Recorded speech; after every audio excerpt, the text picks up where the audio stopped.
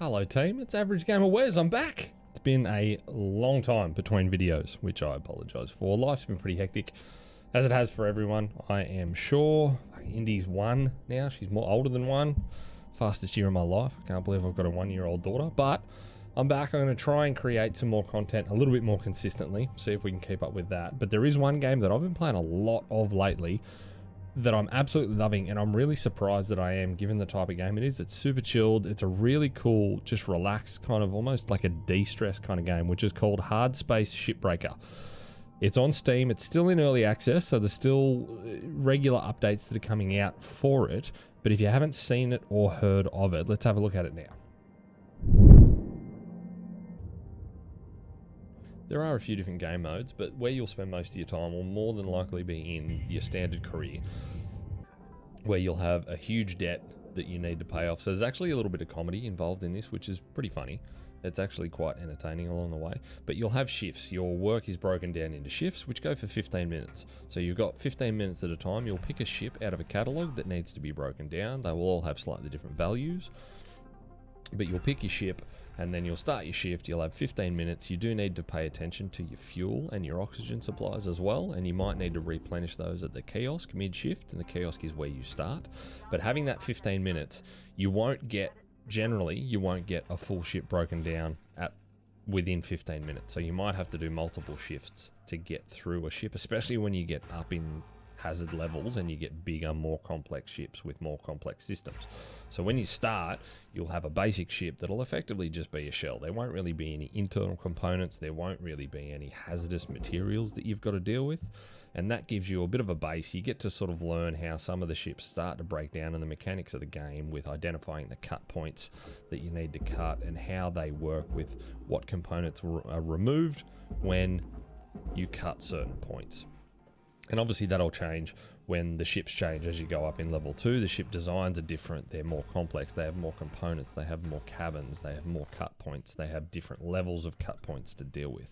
So over time you will upgrade your tools, you upgrade your laser, you upgrade your grapple, you'll get tethers, you'll get demolition charges, you can upgrade your oxygen supplies and your fuel supplies so they last longer, you don't have to replenish them as often. And you'll also see that ships are broken down into 3 components, and they need to go to different areas. You have your processor, which is blue, and you can see on the screen when you point at a component, it'll tell you where that needs to go. Whether it's the processor, the furnace, which you're looking at now, processor is the blue one, furnace is the red one, and then down below there's the barge, which is the green one. So the barge takes valuable items like your computers, airlocks, electronic equipment, nuclear reactors, power generators, fuel tanks, those sorts of things. And you will need to, sometimes it's not as simple as a big chunk comes off and then you just send that to the processor or the furnace. Sometimes a chunk will come off after cutting some cut points, but it'll have a couple of components on it that need to go to the furnace, and then the rest of it needs to go to the processor. So you might have to cut certain sections out with your cutter. So the cutter has a couple of different modes, being the split saw or the pinpoint one. And then when you upgrade in hazard level, you get access to new ships every level, all the way up to, I think it's about level 20. So there's a lot of stuff through there. But here I'm in the mid levels, so you'll see I've got sort of a mid-range hazard level ship that I'm going to look at. And when you get to these levels, they introduce things like electronics, where if you pull something out that's still powered, you can be electrocuted, and that does damage. You have a health meter and you can die in this game. So you'll have electronics. They'll introduce cabin pressurization that you need to deal with. If you cut a component away or a wall away, or open an external door that isn't pressurized or depressurized, you can cause issues there where things will potentially explode, get blasted out of a cabin, do damage to you, do damage to the equipment, where you'll lose money. So you need to sometimes go in, pay attention to the pressurization and depressurize cabins before you can start pulling things apart or cut components out. So this is what happens if you open a door to an external or that outside area of the ship. When things aren't pressurized, you'll get explosions, things will go flying all over the place, sparks will go all over. And here what you're seeing is I need to remove a nuclear reactor. So you can remove a nuclear reactor the wrong way or the right way. The right way, you need to remove the power thruster, or sorry, the thruster first, which is what is happening now. So you eject the thruster internally, and then you can come out and remove it from the outside and send the thruster to the barge. Then you need to remove the coolant capsules, or the coolant canisters, I should say. And once you've removed the coolant canisters, then the meltdown starts, but it's a controlled reactor meltdown. So you have a lot of time to then go and get the nuclear reactor itself out of its housing and safely to the barge.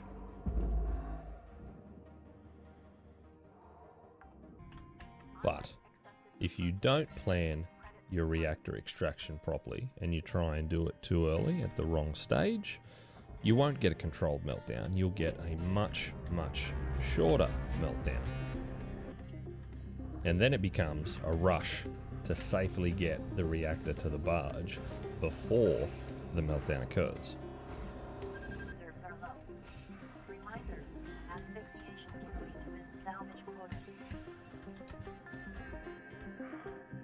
So as you can see, when this happens, it's a bit of chaos. There's a lot of stuff going on, and there's a bit of pressure to get it done. And boom! Didn't quite get the reactor to the barge safely. And some of the other things you might need to do is you might need to remove fuses, and to remove fuses safely, you need to do the little time challenges and pull the trigger on that when the lights are off to be able to safely shut down a power generator and remove that. And to identify all these things, the nuclear reactors, the generators, the fuses, the thrusters, the coolant tanks, the fuel pipes and the fuel tanks, you use your scanner, as you can see just here. And that will identify the different systems, so you can then plan your attack and figure out which way that you want to go and tackle this. So as you can see, the systems become quite complex and the difficulty does ramp up, but it still retains its sort of relaxed puzzle type, figure out the situation, deal with it how you want to deal with it. There's a heap of different ways that you can go about cutting the ships out.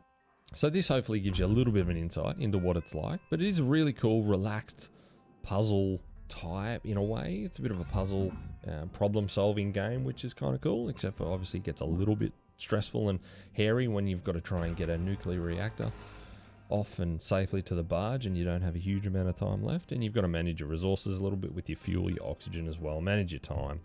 But as I've said, I'm absolutely loving it. There's a lot more to it as well, and with it being early access, they're continuing to add more stuff to it. There is a little part of the new update where you actually do get given a ship that's in pretty bad shape, and as you cut apart other ships, you can salvage components that you can keep for yourself to then use to fix up your ship. What happens when you completely fix up your ship, I have no idea, because I've not gotten there yet. Still working on that. But hopefully this gives you a bit of an insight as to what it's like, because I've spoken to a lot of people that have never heard of it, never tried it, but as I said, I'm absolutely loving it. So I think there'd be a lot of people out there that would probably enjoy it too. It's a nice change of pace. I play a lot of shooters and a lot of fast-paced games, and this is a very, very nice change of pace to those. So I'm really enjoying it. Hopefully you guys will as well. Please don't forget to subscribe and follow along. Jump over to Twitch at AverageGamerWes to catch me on stream. I'd love to hear from you. I'd love to hear from you on stream. I'd also love to hear from you in the comments if you have Hardspace Shipbreaker. Tell me what you think about it, and stay tuned for the next video.